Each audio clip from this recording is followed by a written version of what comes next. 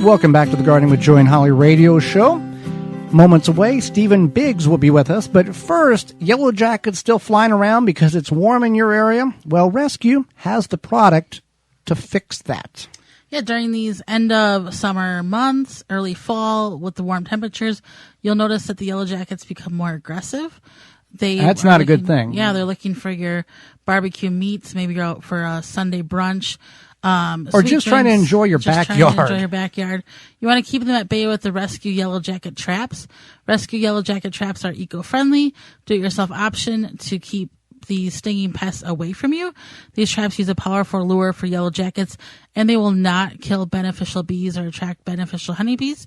All Rescue products are made in the USA. You can go to rescue.com to find these products, including the yellow jacket traps and more. That's rescue.com. Holly, let's go to the hotline and bring in our guest for this week. Stephen Biggs is an author, horticulturist, college professor, and podcast host. He is passionate about incorporating edible crops into the landscape to create beautiful edible landscapes with a long and varied harvest. Welcome to the program, Stephen. Happy to be here. Thanks for having me. Well, thank you for taking time out of your day, not only educate Holly and myself, but all of our listeners across the United States. You're in Canada, so I'll define that so people kind of know what we're referencing there. You grow in wicking beds. What are they, and what can be grown in a wicking bed? I'm really excited about wicking beds because it's a pretty low-tech thing that a lot of people can do. So you can think of a wicking bed as nothing more than a raised bed with a reservoir in the bottom. So there's water stored in the bottom, and what happens is that water moves upwards. It's wicking upwards, called capillary action. And the wick is actually the soil. So it's a really effective and low-tech option that people can make at home or maybe buy. But the advantage to it is that the water is used very efficiently, and so it's often used in arid climates, places where there's water restrictions, because there's less evaporation and you don't have runoff. And but it doesn't mean that you have to use it in an arid climate. Here in Toronto, we have ample precipitation, and it works really nicely for me. Now, we didn't actually put it in so that we would have to water less. We actually came to it in a completely different way. What happened is my next door neighbor has a big black walnut tree. And for listeners who don't know about black walnut trees, they can poison some of our crops, tomatoes being one of them. So we couldn't grow tomatoes in more than half of our backyard. And we tried a few different things, and then I got thinking one day, well, if I put in a wicking bed and my tomato roots never got into that walnut-contaminated soil below, then we could grow tomatoes, and it's worked beautifully. So when we talk about a wicking bed, are we talking about a fixture that is elevated above the ground, or is this encased in the ground but with a barrier to keep things from coming in and going out? Well, you could do it either way. Okay. The ones that I've always seen have been raised above the ground, but there's no reason that you couldn't have it in the ground too. The other thing I should mention is that it's an idea that is scalable. So my particular beds, I made them 4 feet by 8 feet, raised beds, but you could do this on a far smaller scale too. And I've seen people, you'll hear it called sub-irrigation planters, but it's the same idea, wicking, where they have containers that have a reservoir in the bottom, and you're getting the water to wick upwards. And in terms of making them, I'd really love people to take home the message that you can use recycled materials. I've seen people use old plastic shipping containers. In my own ones, I decided not to use dimensional lumber because I was able to get some old cedar fence posts, which worked beautifully, and they'll last longer than dimensional lumber. So I'd say if people are interested in this idea, don't be shy to be creative, because you can really adapt it to your own situation. That's definitely very interesting. So you love growing figs and have 2 different books about growing figs. One is called Growing Figs in Cold Climates, 150 of your questions answered, and then Growing Figs where you think you can't. So why figs? What are some challenges, and why are some reasons to grow figs? Okay. Well, so for me in Toronto, obviously figs, I'm really pushing the boundaries, and that's a fun challenge for me. But the thing is with figs is that when you pick them and they're immature, they don't ripen anymore. But to be shipped, they have to be picked before they're perfectly ripe. So the ones that we might find at the supermarket, the so-called fresh figs, they're never as good and jammy and sweet as the ones that we can grow ourselves. So that's really the top reason to grow figs, aside from all the different varieties too. And a friend of mine here in the Toronto area was up to 300 different varieties, I think, at one point, all different colors and shapes and tastes. Key point about figs is that they can take more cold than a lot of people realize. And so what that means is that if we are creative gardeners, we can often find a way to make them work in cold climate gardeners. And if you're growing figs in the ground, I like to throw out about 14 Fahrenheit as a winter low. They can sometimes take colder than that too, but that's a pretty safe temperature. In pots, you can't go quite as cold, so probably 23 Fahrenheit is a safe lower limit. But what that means with those temperatures, if you're growing in pots, for example, I have an insulated garage, so I just roll my fig plants into the garage for the winter. If you're in a cold climate, and you have figs growing in the ground, some people in colder areas, like here in Toronto, they'll lay the plants flat to the ground and mulch them. Or some people build a structure around them. So if you're creative, you can get them to survive through the winter. Very, very interesting. You like to do untraditional things with food. What is something that you've tried and now has become a favorite recipe or food hack that you've found on your own? Well, Joey, I'll keep going on that fig theme is because I learned a couple years ago that you can actually use fig leaves in the kitchen. And when you use fig leaves, they're giving this really great flavor. There's a bit of almond, a bit of coconut, maybe some green fig in there, but it's a taste of its own.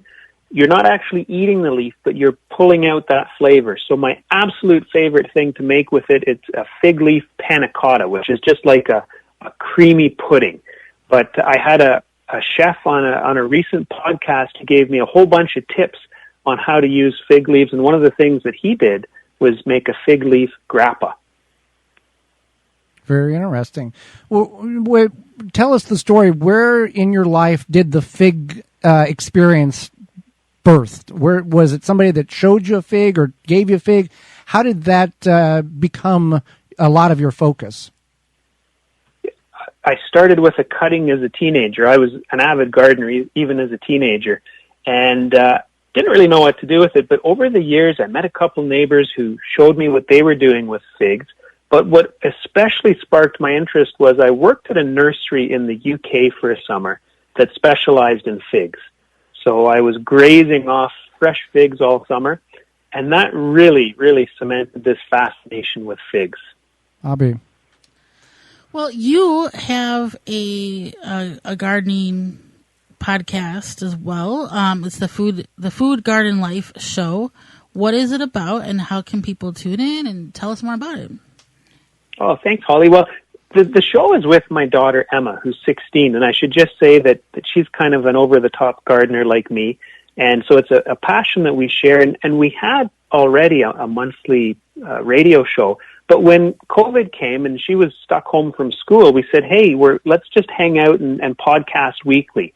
So we started to share some of the things that really inspire us and kind of celebrating food gardens, food, but also that human side of gardening and people doing cool things. So we've got our shtick down pretty well now. Listeners don't see this, but we're always gesticulating as we talk to our guests and scribbling notes and trying to guide the conversation.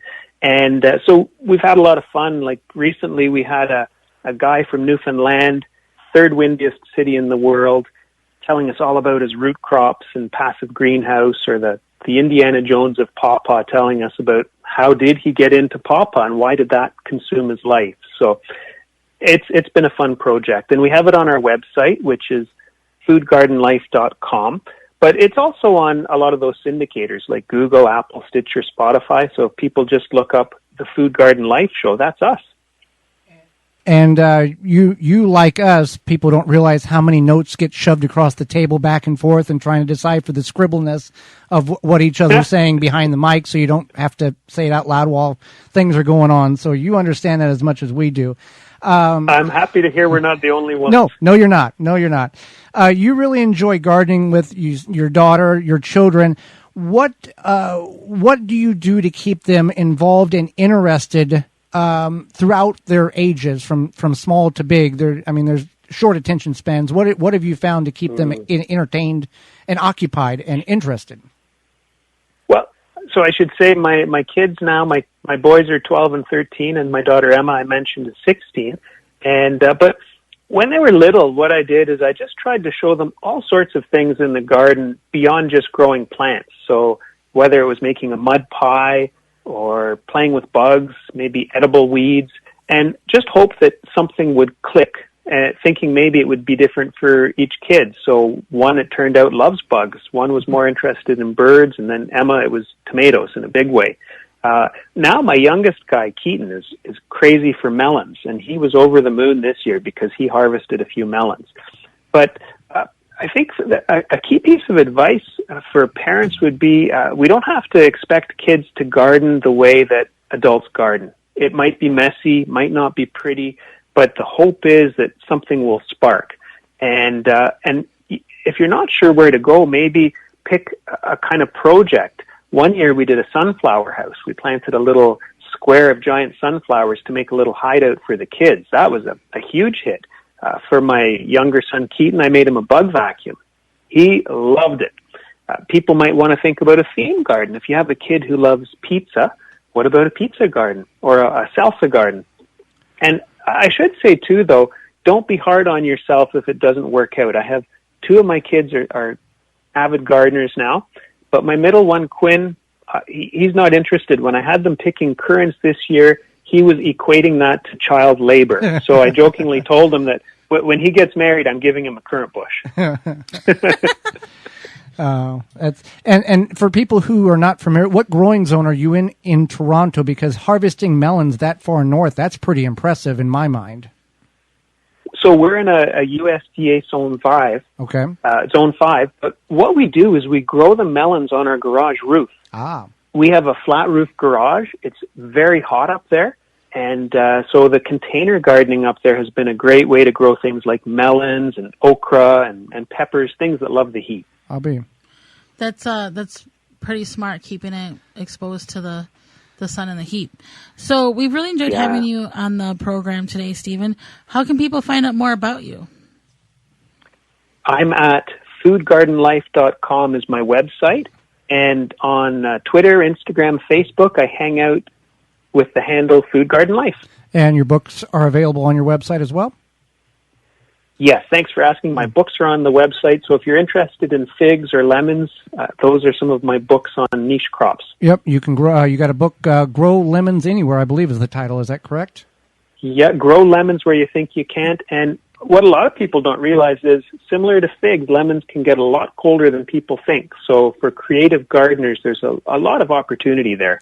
Well, Stephen, we greatly appreciate the time you've offered us and the education and the knowledge you've shared. We thank you for that.